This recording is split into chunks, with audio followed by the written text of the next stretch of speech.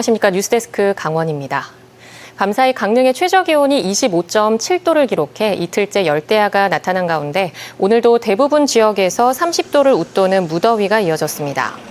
강원지방기상청에 따르면 오늘 낮 최고기온은 정선 34.8도, 강릉 34.4도, 삼척 34.3, 동해 32.1, 태백 31.5, 속초 30.5도 등이었습니다.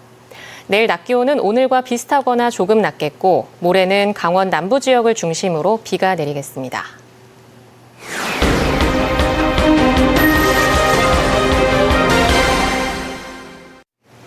최근 30도를 웃도는 한여름 같은 날씨가 이어지면서 에어컨 없이 생활하기가 쉽지 않은데요. 강원대 도계 캠퍼스 기숙사에 머무는 대학생들에게는 남의 얘기 같습니다. 기숙사에 에어컨 등의 냉방 시설이 아예 없거나 에어컨이 설치돼 있더라도 이를 사용하면 불이익을 받게 돼 있다며 학생들이 고충을 호소하고 있습니다. 배연한 기자가 보도합니다. 삼척시 도계읍에 있는 강원대학교 기숙사 시설인 가온생활관과 도원생활관, 두 곳에서 생활하는 대학생이 무려 3,000명을 넘습니다. 요즘 한여름 같은 날씨가 이어지면서 대학생들은 무더위의 고충을 호소하고 있습니다. 더위를 피해 기숙사에 머물고 싶어도 에어컨이 설치돼 있지 않아 대학생들의 고충이 적지 않습니다. 실제로 실외 온도는 26도 정도에 불과한데 실내 온도는 30도 가까이 돼 오히려 기숙사가 더 덥습니다. 대학생들이 더위를 식히려면 개인용 선풍기 등을 사용할 수밖에 없지만 그마저도 탁상용 정도로 제한되고 있습니다. 정말 너무 더워서 몸이 뜨거워요. 몸이 뜨겁고 만지면은 이게 몸이 어쨌든 열이 나가야 되는데 열이 못 나가서 몸에 열이 갇혀 있는 것 같고 드라이기 하면은 너무 더워서 드라이기도 못 쓸 정도로 지금 덥고. 도계 캠퍼스에 위치한 황조 생활관에는 에어컨이 일부 설치돼 있지만 이마저도 사용할 수 없는 건 마찬가지입니다. 생활관 측에서 해당 에어컨은 학기 중 입사생이 아닌 방학 프로그램 참가자용이라며 리모컨을 회수하고 사용을 금지시켰습니다. 에어컨을 사용하면 벌점까지 주겠다고 해 말 그대로 그림의 떡에 불과한 상황입니다. 리모컨을 뺏어가셨더라고요. 에어컨 설치를 했는데. 그래서 여쭤보니까 방학 특강을 듣는 학생들을 위한 거라고 학기 중에 있는 학생들은 쓸 수 없다 이렇게 하셨어요. 그래서 저희는 그럼 쓸 수 없냐 그랬더니 그거 틀면 벌점 주신다고. 강원대 도계캠 기숙사 입사 학생들은 생활관 내 찜통 더위를 호소하고 있지만 아직 뚜렷한 대책은 나오지 않고 있는 상황입니다. 이에 대해 강원대 생활관 측은 삼척시에서 지은 생활관 3곳 모두 처음부터 에어컨 설치가 고려되지 않았다는 입장입니다. 앞으로 대학본부 삼척시와 에어컨 설치를 위한 논의를 진행하겠다는 뜻을 밝혔습니다. 더불어 일부 생활관의 에어컨 사용 금지와 관련해서는 방학 프로그램을 위해 설치했다고 설명했습니다. 또 에어컨이 설치돼 있지 않은 다른 기숙사 학생들과의 형평성 문제도 고려한 조치였다고 해명했습니다. 대학생들의 보금자리가 돼야 할 기숙사가 이른 무더위에 찜통으로 변했지만 이를 관리하는 대학 당국의 조치는 미온적이어서 씁쓸함을 안겨주고 있습니다. MBC 뉴스 배연환입니다.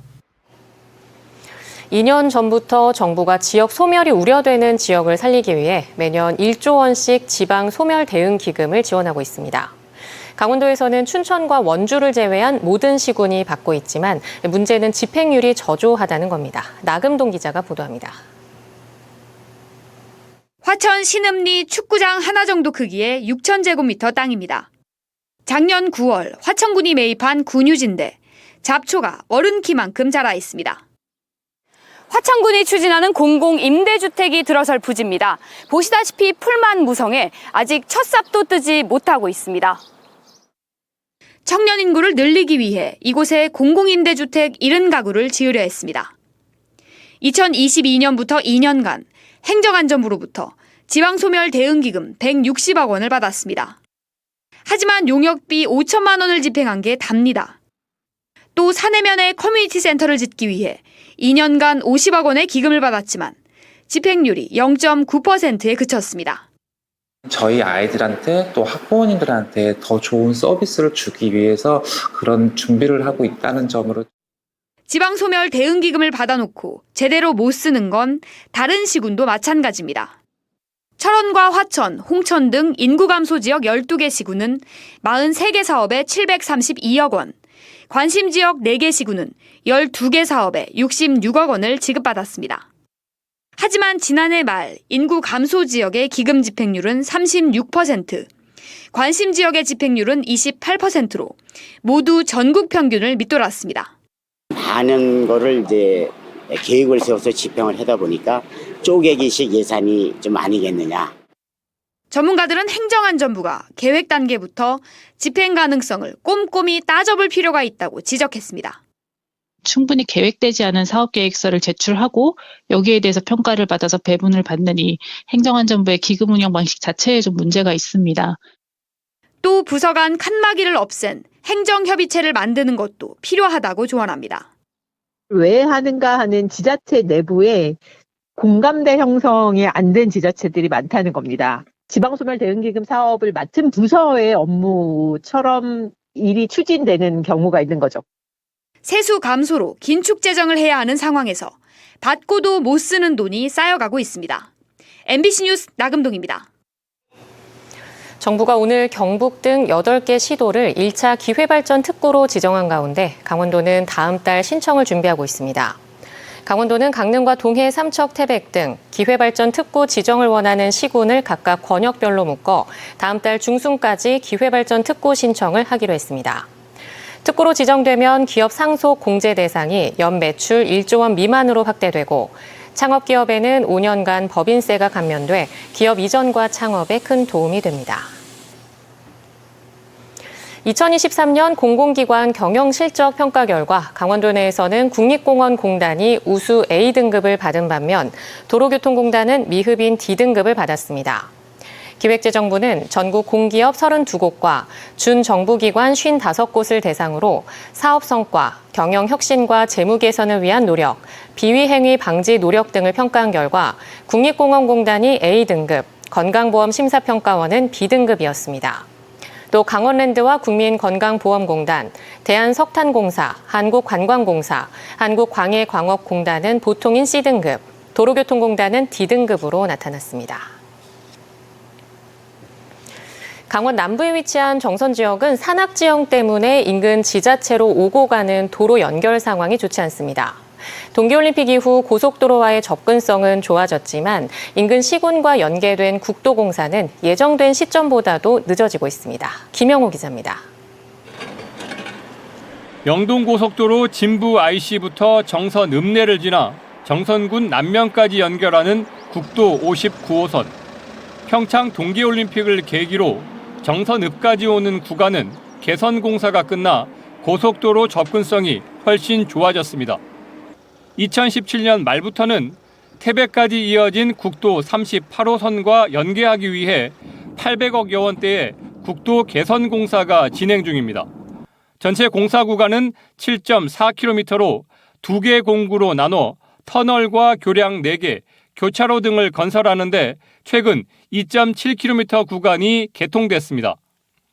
정선에서 태백으로 이어지는 공사 예정 구간 가운데 현재까지 3분의 1가량만 공사가 끝났습니다. 당초 계획은 모든 구간을 올해 완공하는 것이었지만 1km가량 도로 선형을 변경하기로 하면서 예산과 공사 기간이 늘었습니다. 남은 구간의 현재 공사 진행률은 60% 정도로 완공까지는 2년이 더 걸릴 전망입니다. 대형 화물차 통행이 많은 국도 38호선과 연계되는 구간이고 몇 년째 이어진 공사가 2년 연장되다 보니 주민과 운전자 모두 불편을 호소합니다. 밤에는 신호가 잘 지켜주지도 않고 큰 차도 많아요. 그래서 큰 차들은 밤에 특히 또 이런 신호 같은 거 안 지키잖아요. 요 뭐 정선 거리야 얼마 안 되는데 신호가 몇 개씩 있으니까 그것도 뭐 한두 해도 아니고. 국도 59호선 정선 구간 개선 공사가 완료되면 2km가 단축되고 7분가량 소요 시간이 줄어드는 만큼 지역에서는 공사가 더 이상 지체되어서는 안 된다는 의견이 많습니다. 26년도까지는 공사를 해야 되는 상황이고요. 용지 보상이나 이런 부분들이 좀 진행이 돼야 되는데 그 부분이 조금 난항을. 정선 지역에서는 국도 42호선 임계에서 동해시 신흥동 구간 13.1km를 2030년까지 터널로 연결하는 국도공사도 예정돼 있습니다. 강원 남부 산간 지역의 교통 접근성도 점차적으로 개선될 전망이지만 그만큼 시의 적절하게 예산을 투입할 필요가 있습니다. MBC 뉴스 김영호입니다. 청포도와 광야 등의 시를 통해 일제강점기 항일운동을 했던 저항시인 이육사. 그의 유일한 혈족인 친딸 이옥비 여사가 양양군을 찾아 저항시인의 삶과 정신을 전했습니다. 양양군은 우리나라에서도 손에 꼽는 3.1 독립만세운동의 성지라 그 의미가 더욱 큽니다. 홍한표 기자가 다녀왔습니다. 일제강점기인 1930년대 민족이 처한 상황을 박주에 비유한 이육사의 시 편복입니다. 사후에 발견된 육필 원고로 문장 하나하나에 써내려간 시인의 고뇌와 저항 정신이 그대로 전해져 국가등록문화유산으로 지정됐습니다.